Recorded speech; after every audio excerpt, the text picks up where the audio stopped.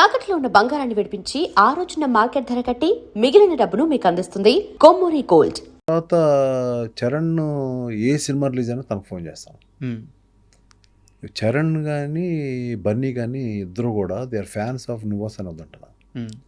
ఆ టైంలో అల్లు అర్జున్ నన్ను వచ్చి ఆ ఫిలింకి నన్ను ఎందుకు కన్సిడర్ చేయలేదండి, అప్పటికే నేను సక్సెస్ఫుల్గా ఉన్నాను కదా, నన్ను ఎందుకు పెట్టుకోలేదని అడిగాడు రోజు. అడిగితే ఫ్యాసినేట్ అయిపోయాడు ఆ సినిమా చూసి. అంటే నేను అన్నాను, బన్నీ నువ్వు రఫ్ అండ్ టఫ్గా ఉంటావు, నువ్వు అలాంటి హీరో అవుతావు, నీకు ఒక ఎకరం పండించమంటే 10 నిమిషాలు పండించేస్తావు.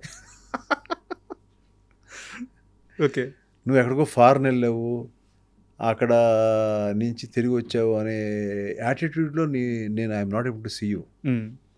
అందుకనే అబ్బాయిని పెట్టుకున్నాను. వాడికి అంత ఈజీ కాదనిపించింది, నీకు చాలా ఈజీ అనిపించింది. అంటే అమ్మ అంత ఆలోచించాలి. Your right sir. అయితే ఒక విషయం చెప్పండి, ఓపెన్గా చెప్పండి.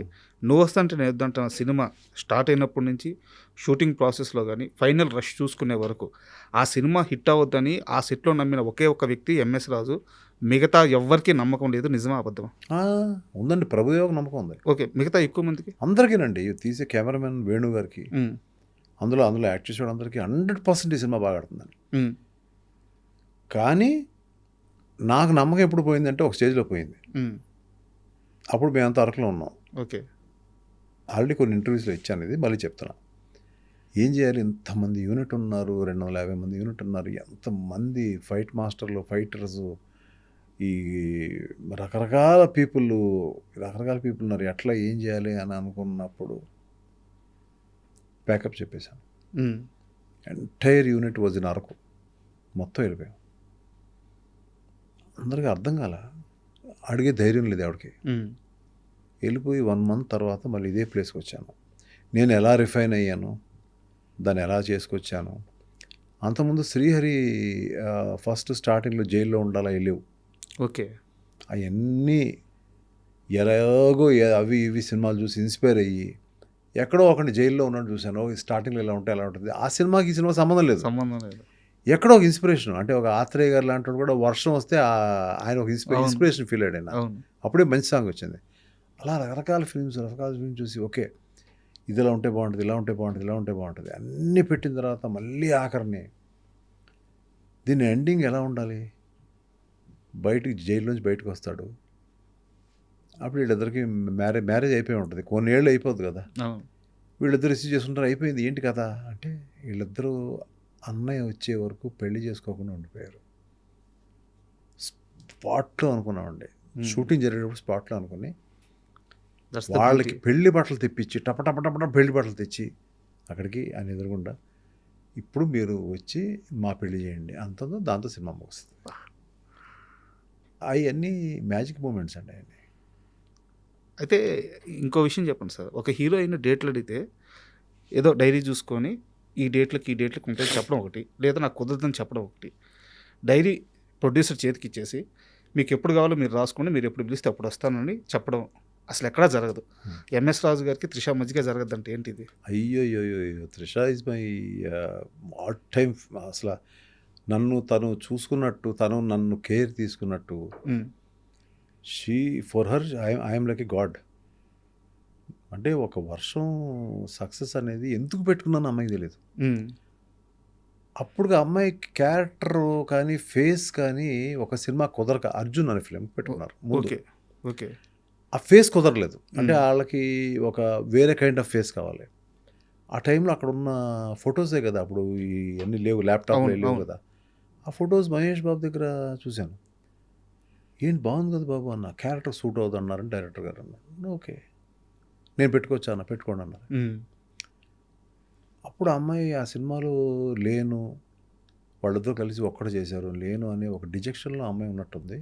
నా నుంచి ఫోన్ రాగానే ఒక కేక. వెంటనే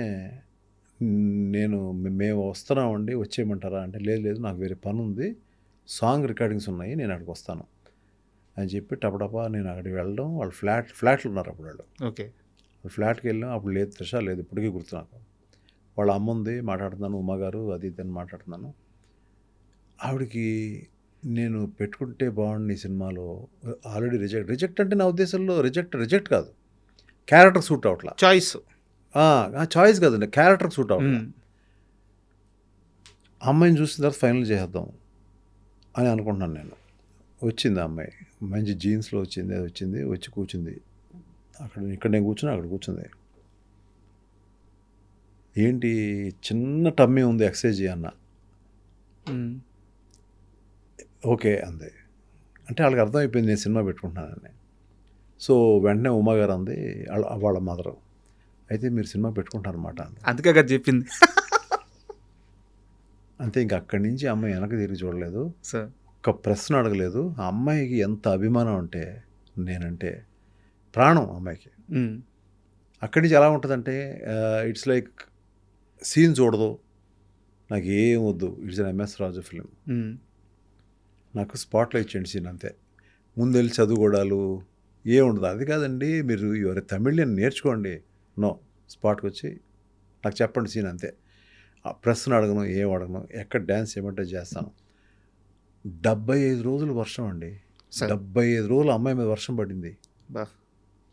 అప్పుడు వర్షానికి వంశీ పైడిపల్లి నా దగ్గర ఆ సినిమాకి పనిచేశాడు. దానికి పనిచేస్తే అసోసియేట్ డైరెక్టర్గా పనిచేస్తే తను మొత్తం రెయిన్కి అంతా ఇచ్చారు సరే. ఓకే. అప్పుడు అమ్మాయి కొంచెం పక్కనేయండి అని అతను చెప్పేది, అరిచివ్వండి గట్టిగా ఇక్కడి నుంచి. సో అట్లా అమ్మాయి కొన్ని సీక్వెన్సెస్ అయితే నా వల్ల కాదు ఏడ్చేది అమ్మాయి. నేను చెప్పాను కదా చాలా కష్టం ఉంటుంది, రైలు వెళ్తూ ఉంటుంది, దూకాలి అని చెప్పాను కదా నీకు. కళ్ళు నీళ్ళు పెట్టుకుంటే అట్లాగా వెళ్ళిపో, నీ ఇష్టం, నువ్వు వచ్చి అలా పట్టుకునేది లేదు, నేను చేస్తాను. అక్కడి నుంచి అమ్మాయి షీ బికేమ్ రియల్లీ క్లోజ్, అంటే మా ఇంట్లో ఫ్యామిలీ మెంబర్ లాగా అయిపోయింది అమ్మాయి. సార్ తను అక్కడి నుంచి నెక్స్ట్ నువ్వు వస్తానే వద్దంటున్నా, మేము అసలు అమ్మాయిని అనుకోవాలి నేను. ఓకే, ముందు తను కాదు, ఏ అమ్మాయిని పెట్టాలో కూడా తెలియదు, మళ్ళీ ఎందుకు రిపీట్ చేయాలి. అమ్మాయి వచ్చేసింది, వచ్చి బుక్ తీసుకొచ్చింది, మధ్యలో ఎవ్వరూ లేరు, డైరెక్ట్గా ఎయిర్పోర్ట్ నుంచి వచ్చేసింది. ఏంటి వస్తున్నావు, ఏంటి ఏం పని ఉందా, వేరే పని ఉందని చెప్పింది. ఇదే డైరెక్ట్గా మా ఇంటికి వచ్చింది, భోజనం చేసింది. నేను సాయంకాలం వెళ్ళిపోతున్నానండి ఫ్లైట్కి అంది. బుక్ తీసింది, ఎప్పుడు కావాలి చెప్పండి, నేను ఇక్కడ డిసైడ్ చేయలేదు కదమ్మా, అందులో రాసుకోవాలి చెప్పండి. That was the first experience one heroine or hero has asked me. That is the respect I have. రాత్రి 3 గంటలకి మీరు ఫోన్ చేసి ఎవరితో మాట్లాడడానికి మీరు కంఫర్ట్గా ఫీల్ అవుతారు అని ఒక ఇంగ్లీష్ పత్రిక అడిగితే ఓన్లీ ఎంఎస్ రాజన్ ఇచ్చింది అమ్మాయి. అటువంటి ఒక అమ్మాయి ఇవాళ ఇంకా హీరోయిన్గా కొనసాగుతుంది, మంచి పొజిషన్లో ఉంది. I'm very very happy about her. నేను I think I have to go and meet her. తను ఎప్పటి నుంచో మళ్ళీ ఇంకో సినిమా అంటుంది. సినిమా కోసం కాకపోయినా కూడా నేను వెళ్ళినప్పుడు మెడ్రాస్ వెళ్ళినప్పుడు వెళ్ళి సరదాగా వాళ్ళ ఇంటికి వెళ్తాను. I will go for some breakfast, వెళ్తాను, కూర్చుంటాను, ఆకవులు చెప్తూ ఉంటుంది. మళ్ళీ నాతో సినిమా చేయలేదు, అది చేశాను కదమ్మా 3 సినిమాలు చాలే, ఏం చేస్తాను లేదు. ఇలియానా అని పెట్టుకున్నానండి ఆట సినిమాకి. ఓకే, అంటే ఆట సినిమాకి ఇలియానా అని పెడితే ఆ అమ్మాయి అసలు అలిగింది నా మీద. ఎవరు త్రిష ఫోన్ల మీద ఫోన్లు చేసింది. నేను వచ్చేస్తానంది, షూటింగ్ వచ్చేస్తానంది. లేదమ్మా ఆల్రెడీ షూట్ స్టార్ట్ చేసాము, ఎక్కడో రాజమండ్రిలో బోట్ మధ్యలో ఉన్నాము, ఆపలేను నేను షూటింగ్ అని చెప్పా. అప్పుడు కామ్ అయిపోయింది తర్వాత ఆ రోజు నైట్ ఆ అమ్మాయిని సరదాగా పాప ఫీల్ అవుతుందేమో అని చెప్పి ఆ రోజు తిరిగి కారులో వెళ్ళేటప్పుడు, ఏదన్నా త్రిష నీలా దొరకదమ్మా, నీకులాగా దొరకదు. అవును కదా మీరు ఇబ్బంది పడతారు కదా అమ్మ. ఏం లేదు, ఇలియానాతో ఇబ్బంది ఏం పడలేదు, బాగా చేస్తుంది. అవునమ్మా ఇబ్బంది పడతానమ్మా నేను. అవును సార్ మీకు అవ్వాలి అలా ఒక్కొక్కరిని లైక్ నా ఇంట్లో చిన్నపిల్లలాగా ట్రీట్ చేసేవాడు. ఎంతమంది స్టార్లు సార్, ఎంతమంది స్టార్లు. అయితే నేను ఈ మధ్య శ్రీహరి గారి భార్య విశ్వశాంతి గారిని ఇంటర్వ్యూ చేశాను. వారు మాట్లాడుతూ నువ్వు వస్తా అంటే నేను వద్దంటున్న సమయానికి ముందు శ్రీహరి గారికి అప్పటికి సినిమాలు ఆడుతున్నాయి హీరోగా. సరే ఫెయిల్యూర్ ఉండొచ్చు, సక్సెస్లు ఉండొచ్చు, కానీ ఈ సినిమాకి అన్న క్యారెక్టర్లో చేయడానికి ముందుగా ఆయన ఒప్పుకోలేదు. ఎంఎస్ రాజు సినిమా కాబట్టే ఒప్పుకున్నారు అని డిస్కషన్ నడిచింది. శ్రీహరి గారిని ఎలా ఒప్పించారు అంటే నేను అసలు ఒప్పుకోలేదు అనే ఛాన్స్ లేదు. ఆవిడ ఎలా చెప్పారో తెలియదు కానీ సార్?